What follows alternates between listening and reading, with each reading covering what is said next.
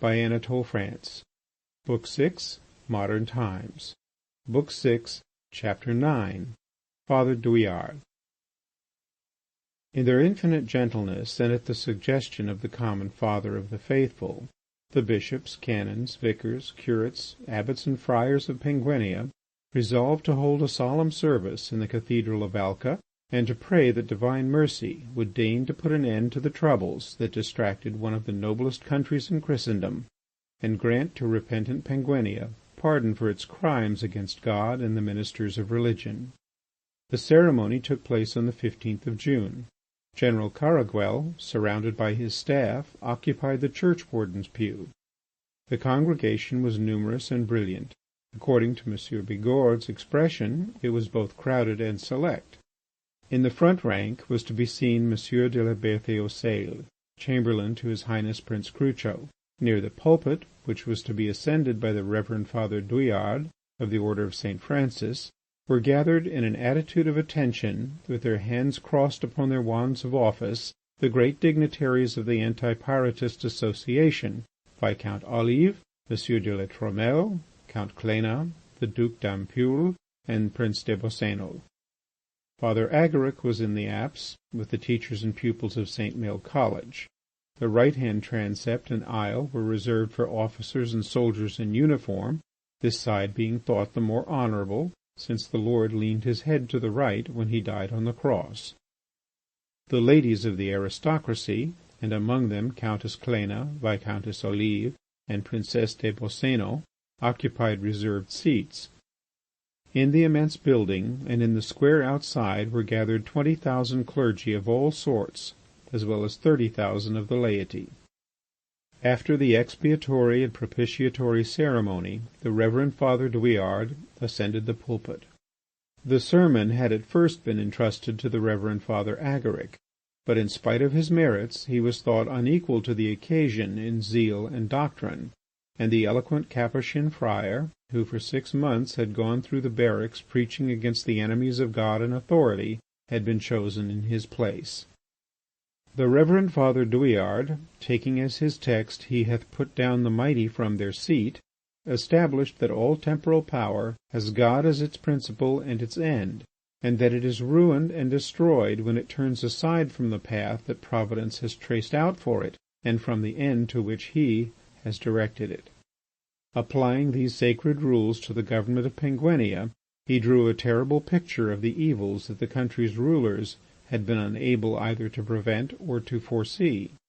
"The first author of these miseries and degradations, my brethren," said he, "is only too well known to you.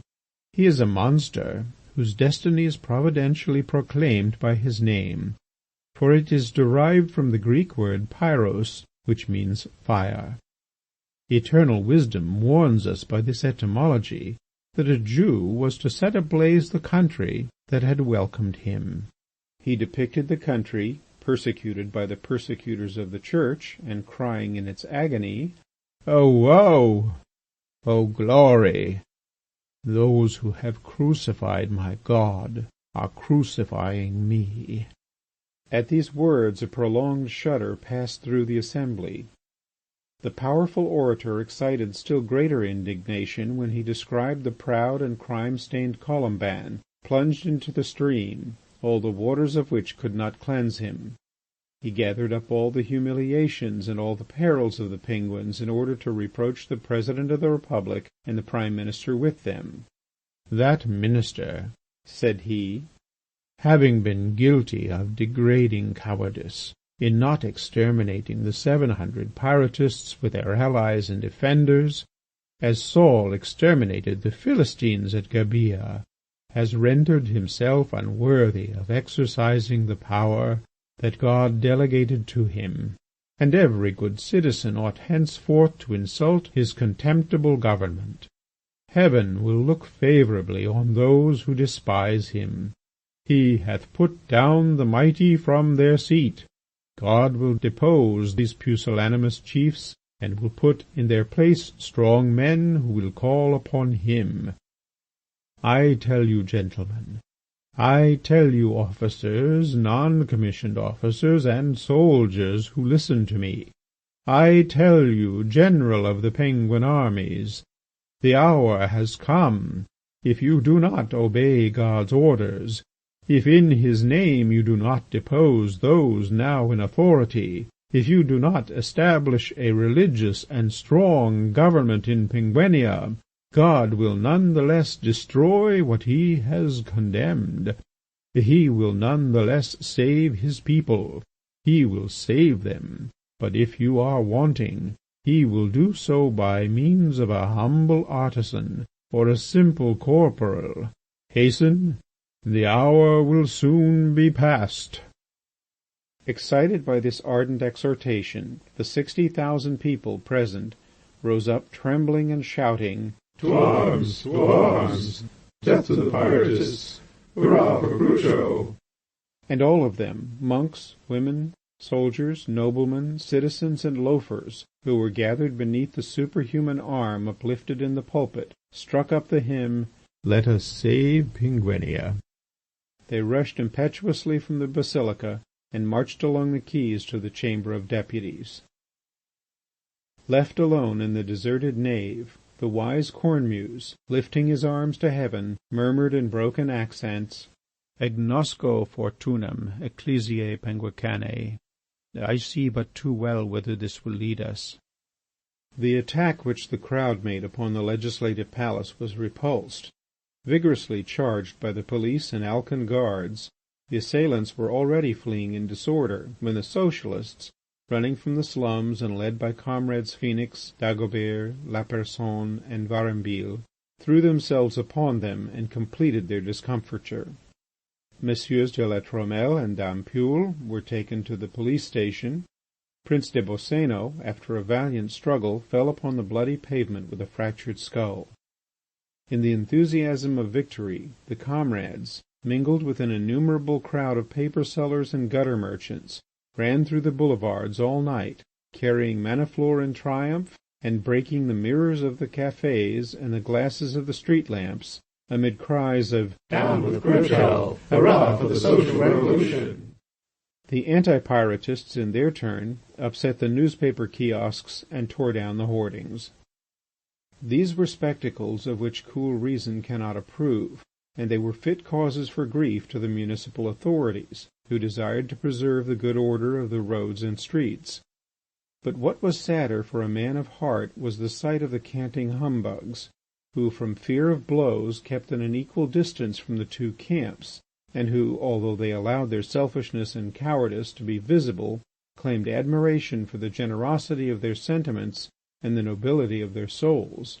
They rubbed their eyes with onions, gaped like whitings, blew violently into their handkerchiefs, and bringing their voices out of the depths of their stomachs, groaned forth, "Oh, penguins! Cease these fratricidal struggles. Cease to rend your mother's bosom."